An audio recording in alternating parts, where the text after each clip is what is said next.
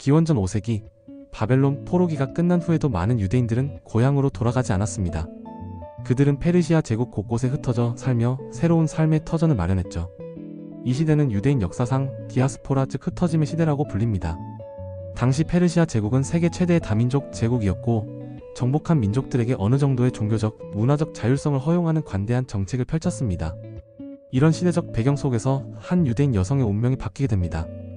바로 에스더였죠. 그녀는 어린 나이에 부모를 잃고 사촌 오빠인 모르드게의 보살핌을 받으며 자랐습니다. 페르시아의 수도 수산에서 평범한 유대인 가정의 아이로 살아가던 에스더에게 예상치 못한 기회가 찾아옵니다. 사건의 발단은 페르시아의 아하수에로 왕의 궁전에서 벌어진 일로부터 시작됩니다.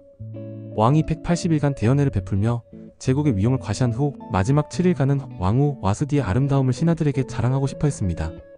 하지만 왕후 와스디는 이 명령을 거부했죠. 여성의 존엄성을 지키려 했던 것일 수도 있고 정치적인 이유가 있었을 수도 있습니다. 이 사건은 단순한 부부싸움을 넘어서 제국 전체를 뒤흔드는 정치적 사건이 되었습니다.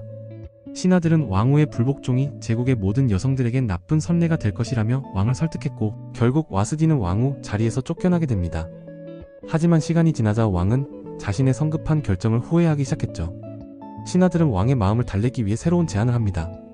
제국 전역에서 아름다운 처녀들을 뽑아 1년간 궁중 예절과 미용법을 가르친 후 그 중에서 새로운 왕후를 선택하자는 것이었죠.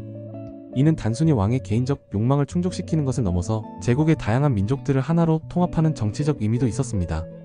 온 제국의 왕의 칙령이 내려졌고 각 지방에서 아름다운 처녀들이 궁전으로 모여들기 시작했습니다.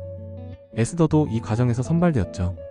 성경은 에스더가 매우 아름다웠다고 기록하고 있는데 그녀의 아름다움은 외모뿐만 아니라 내면의 품성에서도 나왔을 것입니다. 하지만 여기서 중요한 문제가 하나 있었습니다. 에스더는 유대인이었거든요. 비록 페르시아가 다민족을 포용하는 제국이었지만 여전히 유대인에 대한 편견과 차별이 존재했습니다. 이를 잘 알고 있던 모르드게는 에스더에게 자신의 정체성을 숨기라고 조언했습니다. 에스더라는 이름 자체도 페르시아식 이름이었죠. 그녀의 히브리 이름은 하다사였지만 페르시아 궁정에서는 에스더로 불렸습니다.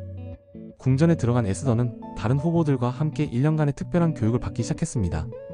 6개월은 모략으로 6개월은 각종 향품과 화장품으로 몸을 가꾸는 시간이었죠.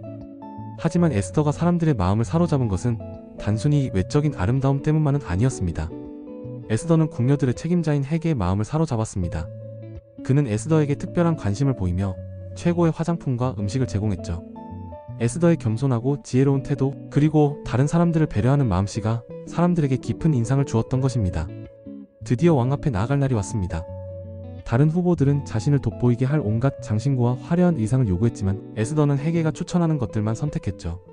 자만하지 않고 조언을 겸손히 받아들이는 모습이었습니다. 왕 앞에 선 에스더는 즉시 왕의 마음을 사로잡았습니다. 아하수에로 왕은 에스더를 보자마자 그녀가 다른 모든 여인들보다 뛰어나다는 것을 알았죠. 왕은 에스더의 머리에 왕관을 씌우고 그녀를 새로운 왕으로 선포했습니다. 이 모든 일이 벌어진 것은 에스더가 궁전에 들어간 지 4년 만의 일이었습니다. 그런데 여기서 의문이 듭니다. 과연 유대인 출신인 에스더가 정말로 페르시아의 왕후가 될 수 있었을까요? 이는 당시 페르시아 제국의 특별한 성격을 이해해야 답할 수 있는 질문입니다. 페르시아 제국은 이전의 아시리아나 바벨론과는 다른 통치 방식을 채택했습니다. 정복한 민족들을 억압하고 동화시키려 하기보다는 각 민족의 고유한 문화와 종교를 인정하고 존중했죠. 이런 정책은 제국의 안정성을 높이고 피정복민들의 반발을 줄이는 효과가 있었습니다. 더욱이 왕후나 후궁이 외국 출신인 것은 제국의 다양성을 상징하는 일로 받아들여졌을 가능성이 큽니다. 실제로 페르시아 왕들은 정치적 동맹을 위해 다른 나라 공주들과 결혼하는 경우가 많았거든요. 에스더의 경우도 이런 맥락에서 이해할 수 있습니다. 또한 에스더가 처음에 자신의 정체성을 숨겼다는 것도 중요한 포인트입니다. 이는 단순히 차별을 피하기 위함이 아니라 적절한 시기까지 기다리는 지혜로운 전략이었을 수 있어요. 나중에 에스더가 자신의 정체성을 밝히고 유대인들을 구원할 때 이미 그녀는 왕으로서 확고한 지위를 갖고 있었기 때문입니다. 결국 에스더가 페르시아 왕후가 될 수 있었던 것은 여러 요인들이 복합적으로 작용한 결과였습니다. 그녀의 뛰어난 아름다움과 지혜, 겸손한 성품, 그리고 페르시아 제국의 포용적인 다문화 정책 등 함께 작용했던 것이죠.